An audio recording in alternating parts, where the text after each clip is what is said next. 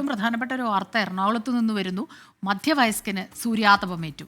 കടുങ്ങല്ലൂർ സ്വദേശി ഷഫീഖിനാണ് സൂര്യാതപമേറ്റത്. YS അഭിനന്ദാണ് ചേരുന്നത് വിവരങ്ങളുമായി. അഭിനന്ദ്, ഈ വിഷു ആഘോഷിക്കുന്ന വേളയിൽ എല്ലാവരും വലിയ സന്തോഷത്തിൽ നിൽക്കുമ്പോൾ ഇതാ സൂര്യാതപമേറ്റു എന്ന വാർത്ത വരുമ്പോൾ അത്രയ്ക്ക് ചൂടാണോ ഇപ്പോഴും? ഇടയ്ക്കിടയ്ക്ക് മഴ പെയ്യുമ്പോഴും ചൂട് കൂടുന്നുണ്ടോ? ഷഫീഖ് എവിടെയായിരുന്നു? എപ്പോഴാണിത് സംഭവിച്ചത്?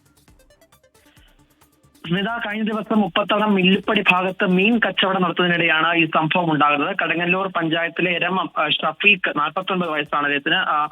ഇയാൾക്കാണ് സൂര്യാതാപം ഏറ്റത്.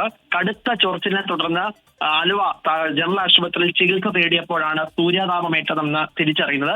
ഷഫീഖിന് ഇപ്പോൾ 2 ആഴ്ചത്തെ വിശ്രമമാണ് ഇപ്പോൾ ഡോക്ടർമാർ നിർദ്ദേശിച്ചിരിക്കുന്നത്. അപ്പൊ ദൃശ്യങ്ങളിൽ നിന്ന് തന്നെ കാണുന്ന പോലെ തന്നെ വലിയ രീതിയിൽ തന്നെയാണ് സൂര്യാതാപം ഏൽക്കുന്ന ഒരു സാഹചര്യം ഉണ്ടായത്. ഈ ആലുവ, പറവൂർ അല്ലെങ്കിൽ എറണാകുളം ജില്ലയുടെ തന്നെ പല ഭാഗത്തും വലിയ ചൂടാണ് അനുഭവപ്പെട്ടുകൊണ്ടിരിക്കുന്നത്. കടുത്ത വേനൽ മഴയൊക്കെ ഒരു ഭാഗത്ത് പെയ്യുന്നുണ്ടെങ്കിലും ചൂട് അനുഭവപ്പെടുന്ന ഒരു സാഹചര്യമുണ്ട്. എന്തായാലും ഇപ്പോൾ സൂര്യാതാപം ഏറ്റതിനെ തുടർന്ന് ചികിത്സയ്ക്ക് ശേഷം ഇപ്പോൾ വീട്ടിലേക്ക് മാറ്റിയിട്ടുണ്ട്. 2 ആഴ്ചത്തെ വിശ്രമമാണ്. മറ്റു ജോലികൾക്കൊന്നും പോകരുതെന്ന് നിർദ്ദേശിച്ചിട്ടുമുണ്ട് ഡോക്ടർമാർ.